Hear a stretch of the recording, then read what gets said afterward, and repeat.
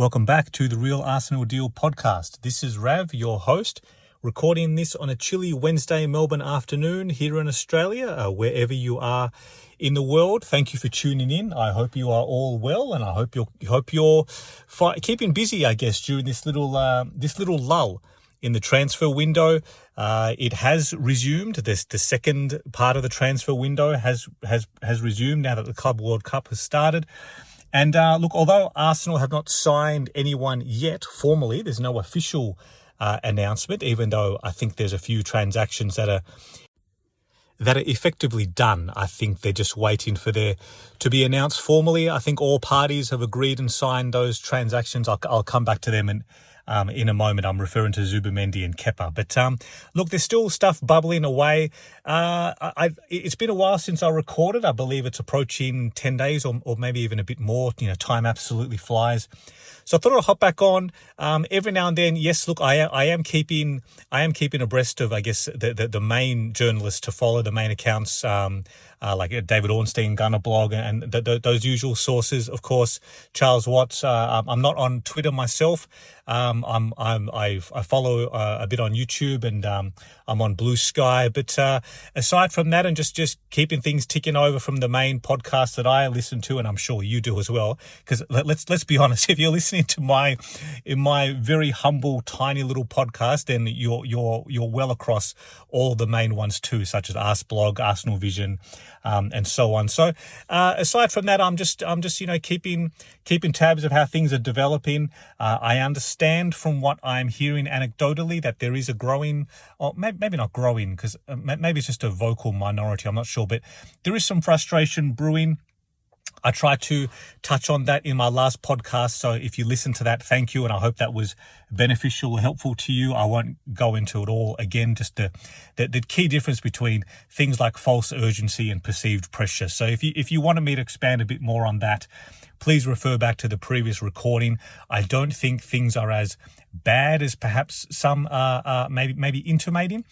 I do understand, though, there's one point. Look, I may as well just get straight into it on this point. The one part that I am a little bit puzzled by is that I'm not suggesting this is accurately portraying what's happening within the club, because I'm sure within the club, Arsenal know, do they want Sesko or do they want Gyokeres? That's what I'm referring to. Externally, though, just from what you see and how tweets are worded and how the messaging is being sort of transmitted externally, there does seem to be a little bit of what's the right word here? I've got to choose my words carefully. It seems from the outside looking in that it's presented as if Arsenal still don't know, and I don't believe that for a second. I just don't. I just don't. I'm sure internally Arsenal know their preference. Arsenal know their primary targets, their plan A targets. Arsenal have also proven in the last 2 to 3 years that we are prepared to pivot very quickly to secondary targets. I can think of no better examples than we went hard for Caicedo in that January window, and then very soon after that sort of fell apart, we finalised Jorginho. In similar fashion, we went hard for Mudryk, and geez, my goodness me, I got sucked into that one too. I was actually quite disappointed when Chelsea came in and gazumped us, so to speak, and they sure seemed to enjoy that victory lap, didn't they? Some of their fans, and anything to get one over Arsenal, I guess. So, boy, did we dodge a bullet there, because then very, very quickly after, we finalised Trossard for about a third of the price, and as time has most certainly proven, that was to our benefit. So, the point I'm trying to make here is that I very much think internally the club knows that who we want. And if you were to ask me, not that anyone is, but look, I'll give my opinion for what it's worth. This is just me, a random sitting over here, a random 30-year-old, I followed the club for 30 years, but a random 44-year-old Arsenal fan from across the world who I think we're going to sign. I think it's Sesko. I think there's enough noise about him for quite a period of time. We're talking well into last year. We're talking 12 months ago. We went hard for him. I think he ticks all the right boxes in terms of characteristics, profile, age, I think Arteta has specific plans for him. And look, you say what you want about Arteta, and this, I don't want to make this into a whole Mikel Arteta discussion as well, because I've voiced that already for those who have been listening to my recordings for a while. Thank you. He's the one who's got us this far. Right, and he's instrumental, and yes, I understand the question marks. Does he have enough in his locker to get us over the line? I think he does, and I think it will happen next year. But the point I'm trying to make with this is that Benjamin Šeško, at 22 years old, under Mikel Arteta's coaching, that makes me excited. It makes me excited. He has a proven track record of significantly improving players. I mean, I don't need to go through a whole list, do you? That's pretty much evident. There are players across the continent, England and across Europe, who want to work with him, who want to play for him. Declan Rice is the standout in that. Like that, they want to come and work with him. They're drawn into his vision of football and how he sees. How Arteta sees the players fit that vision of football, and they want to come work with him. And if Sesko wants to come, and there's enough noise and groundwork being done into this deal over the last 12 months, I think he's the one. I think that's the one that we will land. And that's not to say that Viktor Gyökeres can't do a job at Arsenal. Not at all. I'm not suggesting that at all. I understand his goal record, it is ridiculous. It is ridiculously strong. You can't argue against that. And I know the flip-flopping that can happen when you start to look at his goal tally, his numbers. You can quite rightly say, look, it's in a weaker league, especially in comparison to the Bundesliga. I think there was some stats put out recently by Opta that suggested, I think 12 or 13 teams are in the Portuguese league are of the caliber of championship level. So look, I can understand that people will heavily discount that goal record, especially the penalties, right? Like he's done 19 penalties. I don't think Arsenal have had 19 penalties in the last 5 years, right? But that's just the cynical side of me coming out. But look, his goal record speaks for itself. I do think you have to heavily discount that in the Premier League. I do. And also his age, like how adaptable would he be at that age? I don't know. Look, these are understandable question marks.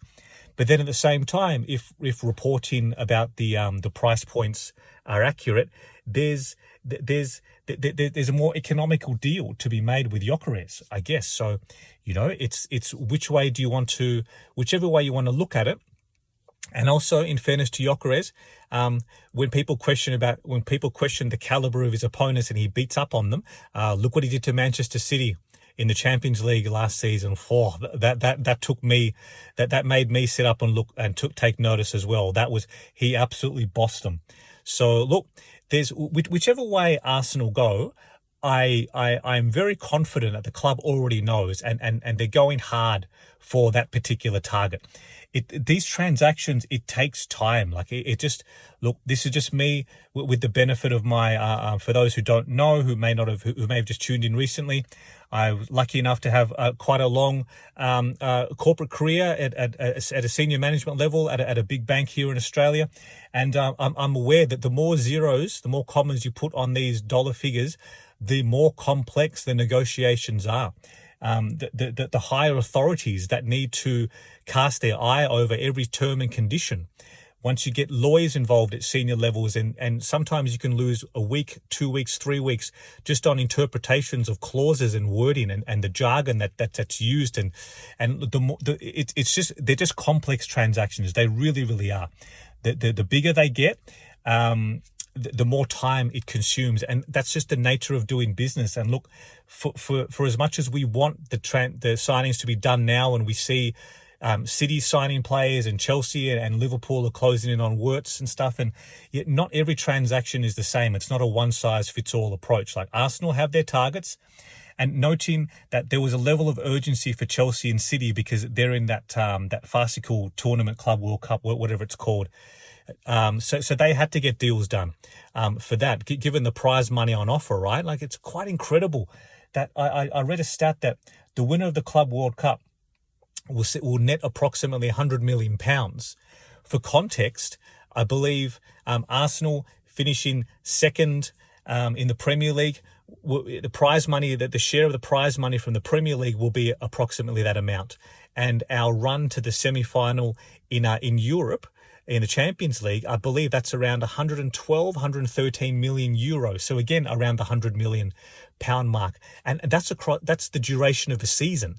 So for a 3-4 week tournament, the Club World Cup, to win it and achieve that sort of prize money for 4 weeks of football, incredible. And you can see why the clubs who are playing for it and playing in it, you can see why they're going for it. And only time will tell, right? Such an early start to the season for City and Chelsea. Only time will tell when that catches up with them during the season, all those extra fixtures, because the fixture congestion itself is unrelenting. So time will tell.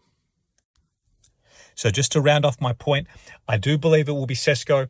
I think there's something about this guy that in the next 2 or 3 years he could achieve Isak levels of eliteness, and if he does, if he does, then we'll have a hell of a footballer on our hands, and we also don't want to have that tinge of regret that we do with Isak. Unfortunately, at the time of when Isak was available, he was at a much more obtainable figure, around the sort of 55, 60 million pound mark, if I recall correctly. It was around a 70 million euro release clause when he was in Spain. Look, there was enough question marks around him then, I guess, maybe injuries or his goal output didn't quite correlate to that. Arsenal had just come off the back of, look, we literally exited Aubameyang that same window, that January. We paid him out of his very hefty contract after extending him just 6 months earlier at $350K a week. And this is off the back of, just in the previous windows, we were trying to exit Nicolas Pepe, £72 million. It didn't quite work. And we had already had Lacazette at the club as well. So we invested heavily in about 18 months in the forward department. I think we smashed our transfer record 3 times in a row. And unfortunately, there are downstream effects to that. When we heavily extended ourselves in the attacking area at a very disjointed time at the club, between management changes and executive board level ownership changes, and we weren't quite aligned. So we suffered for many years. Well, we absolutely did. So when people quite rightly look at how much we've underspent in recent years in the attack, it's a legacy issue, because by investing so heavily in the forward group, naturally we then need to invest in other areas of the pitch, and that's just basically what Arteta had to do from the start. We had to, we invested heavily in centre backs and goalkeepers, which has been very excessive, right? And we've gone through a lot of fullbacks and defence and midfield. We've had to spend in other areas because otherwise they've been neglected by spending so heavily in the forwards. And just one by one, we haven't been able to move some of those players on big contracts. And so yeah, look, at the time, very understandably, we didn't have the capacity or the resources, or maybe we didn't have the appetite, the risk appetite to sign Isak at the time. So the only reason I mention him now is that I don't want to be sitting here in a recording in 2 years' time, 2.5 years' time, when Sesko, if he's playing for someone like Chelsea or someone else, right, I'm just throwing out an example, and he's hitting those numbers, he's hitting the heights. I don't want to be looking at what could have been, especially if we haven't been able to climb the mountain and nail a Champions League or nail a Premier League trophy that we all want and crave for. So I think Sesko is the one, and I'm just hoping. I'm hoping for an Orn bomb, right? How good would that be soon in the coming days or so, that there's been a significant breakthrough in talks and we can look to advance the transaction. So until then, we're all playing a bit of guessing games as well, aren't we? So elsewhere across the pitch, I do believe Zubimendi and Kepa are effectively done. It's probably just a matter of waiting for some the new financial year to commence on July 1st. That might suit all parties to announce it and book it in that accounting period for a more favourable accounting treatment with PSR cycles and whatnot. So I believe that's just a formality waiting to happen. And a couple of weeks will fly in no time, right? Time certainly does go go so quickly. So I don't see any reason to suspect that those transactions are going to happen. I know there was that little hoo-ha a week or so ago coming out of Real Madrid's mouthpiece, Marca, saying that they're looking at Zubimendi, and there were some quotes attributed to Zubimendi about his relationship with Xabi Alonso. And look, just don't read too much into that stuff. Always question the source. Always trace it back to where it's coming from, what the motivations could be, and whatnot. So just I wouldn't get too bothered by that sort of stuff. Speaking of Real Madrid, look, it's not all just about Sesko and Zubimendi and Kepa. There are some other transfer stories just bubbling away. I'm just going to in no particular order, just go through a quick few points in my notes here. Speaking of Real Madrid, Rodrygo, that gets me excited. It really does. I've got to be just completely honest and how much I'd love to be wrong on this. I don't think Rodrygo will happen. It's an enormous price tag, absolutely enormous. And do we have enough resources and spending firepower and capacity to be able to nail, say, 75 million pounds for Šeško? It's about the 60 million pound mark to be booked for Zubimendi, 5 million for Kepa. Do we have another 80 or 90 for Rodrygo? I'm just not so sure. I'm not sure. I know Arsenal are in a very healthy position, financially speaking. I know that the club is very well run, very well performing on all the key metrics for PSR and UEFA FFP. I don't know, though, are we willing to extend ourselves that much? Is it at all possible? Or is it a matter of, do we have enough in our capacity to go hard for one of Šeško or Rodrygo, and perhaps maybe make a more modest sign-in budget-wise in the other departments? So, for example, I've seen a combination mooted of Rodrygo plus Ollie Watkins, for example. Now, that very well may come to fruition, and if so, look, I can understand the logic why. To go and spend the best part of, what are we talking, say 80 to 90 for Rodrygo, 70 to 75 for Šeško. I mean, we're talking 160-ish million pounds on. Wow, that'll be phenomenal. On top of the other outlays for Zubimendi and whatnot. I hope. I wish I wasn't this. I don't mean to sound this downbeat on it. I just don't see it happening. I don't see the likelihood of that transpiring. And boy, how would I love to be wrong. And I'll be the first one to hop back on this microphone and put my hand up and say that I was wrong. But speaking of which, look, another story to watch and oversee, and it certainly does have implications when we start to talk about potential acquisitions and spending this summer, is Thomas Partey. So when I last recorded about 10 days ago, from what I understood at the time, it seemed that all parties were fairly comfortable that an extension that was tabled was going to be agreed, and of course that there's always some negotiations involved in terms of the contract length and options on that, and his salary and whatnot. But just the reporting in the last 24 hours, it just seemed to suggest that I don't think he's too happy without a pay rise. I believe he wants to stay in London and wants to prioritise re-signing with Arsenal. But there's an opportunity maybe for someone like Barcelona or elsewhere across Europe to try and sign him on a free. So look, I'm of the view that look, as good as he was the last summer, I do believe that it was time to refresh and renew in that position, get a younger, more agile, more athletic profile in that position. So with Jorginho leaving though, and Partey, and only Zubimendi coming in, that's a cause for concern. We need to sign and invest in that area. I do believe Rice is, as his second half of the season demonstrated, I believe he's that left eight. He was incredible. The way his running power, the way he bossed the likes of Real Madrid and PSG in moments as well, right?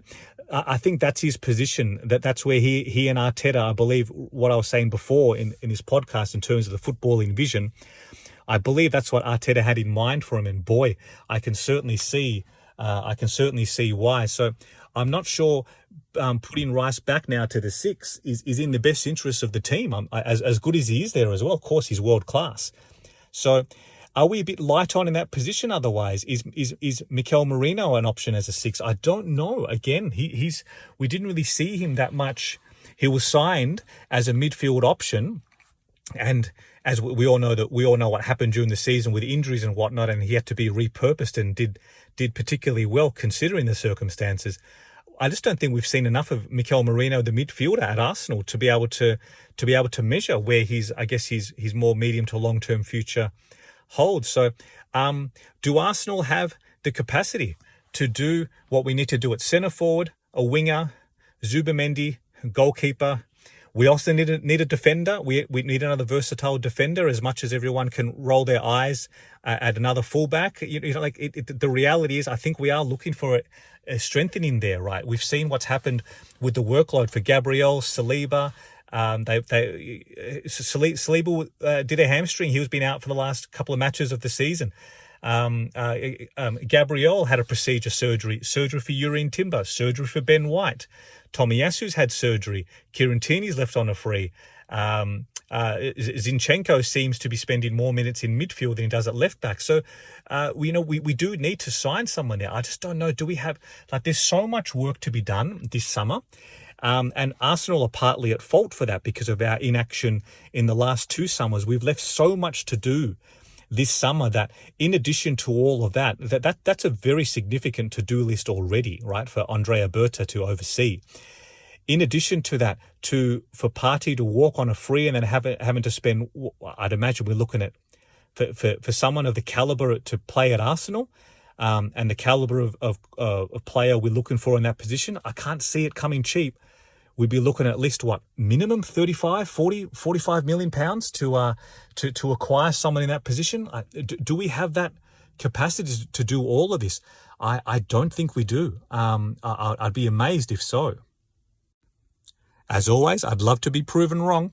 But if we can strengthen across the board in all these positions and really level up and level up the power of our bench as well at times, our game-changing options because we're certainly going for all competitions. Mikel has been very vocal on that, right? So when the fixture congestion starts to hit December, January, whatnot, playing a few times a week, that's the turning point. That's where we really struggled from last December onwards. It started with Saka's injury, unfortunately, and then January we collapsed under the weight of the fixtures, the extra Champions League fixtures as well, the Newcastle Carabao Cup tie. We just unfortunately we just couldn't cope with the workload. Players are human beings, and we didn't strengthen in January, and the season derailed, unfortunately. So we are hearing from the club. We are hearing very positive noises from the club along the lines that we're aware of that. We're aware of the issues, and we from ownership down, we're going to support Mikel. We're going to support the club. We're going to invest heavily, and we don't want to repeat mistakes. So it's still so early in the transfer window. It's at the date of recording. What's today? I think June 18th. Pardon me. So it's still early enough that I still believe we will strengthen in all those areas. It's just a matter at what level, at what capacity. And this is why we hear a lot about Andrea Berta, how he is information gathering as much as possible, because as much as each transaction is treated in its own merits, and of course it does have downstream effects. It has ripple effects, natural consequences to the next transaction. So, for example, what I mean is, by signing Kepa for £5 million from Chelsea instead of Joan Garcia for, I think it was close to £25 million his release clause, all of a sudden we have filled a position with a very high caliber player. By the way, that's about as good a number 2 goalkeeper you're going to sign for that price point. Name me a better one. I will struggle to think of one. So we've all of a sudden released capacity of around £20 million, so which is fantastic. That means that gives us more spending power to invest elsewhere in the pitch. But then if we go ahead and we sign Rodrygo for 90-ish million plus add-ons and whatnot, then does that limit our spending power to nail Šeško, or vice versa? In acquiring Šeško for 70 plus, the standard bonuses that adds on maybe 10, 12 million pounds, does that then mean that we don't have the capacity to sign Rodrygo? We may have to set our sights on a more modest, in terms of budget, a lower amount to spend on a winger. Maybe someone like Semenyo comes into the picture. Do you see what I mean? They all sort of correlate with each other somewhat. I wish that we had unlimited resources like some other clubs, because we'd sign them all, wouldn't we? We just sign them all. But I'm living in that'd be me living in La La Land. Arsenal live in reality. So we are a very well run club, and we have budgets. We have finite resources. So we're not going to be able to spend at that level like some of the other clubs can. So and that's why I bring it back down to Thomas Partey again. So maybe the club's view is that noting how much else we have to do, how much business needs attending to this summer across the whole squad, that maybe the club's view is it's just easier to renew him for 12, maybe a 1+1 sort of deal, and then we look to reinvest in that area of the pitch next summer or the summer after. Maybe that's the rationale, and if so, I can totally understand it. So, look, I think I will bring this one to a close. I'm sorry that I wish I could actually have some firm news to bring you and be talking about a actual official confirmed signing and be able to talk about a new player arriving at Arsenal. But we'll just have to hang on for a little bit longer. Thank you so much for listening. Thank you for tuning in. Thank you for all the feedback. And please feel free to get in touch with any questions or comments. I read every single comment I received. If you have any listener questions, please submit them through. I'll hop back on my next recording in a few days' time, and I'm happy to answer or address any questions or concerns that you all may have. Until then, look after yourselves. I would please most welcome, if you're able to leave me a review on Apple Podcasts or Spotify, or like and subscribe on YouTube. It would be tremendous for me. Thank you so much again for your time. Look after yourselves, and I'll be back on to talk to you again soon. Until then, stay safe and come on, Arsenal.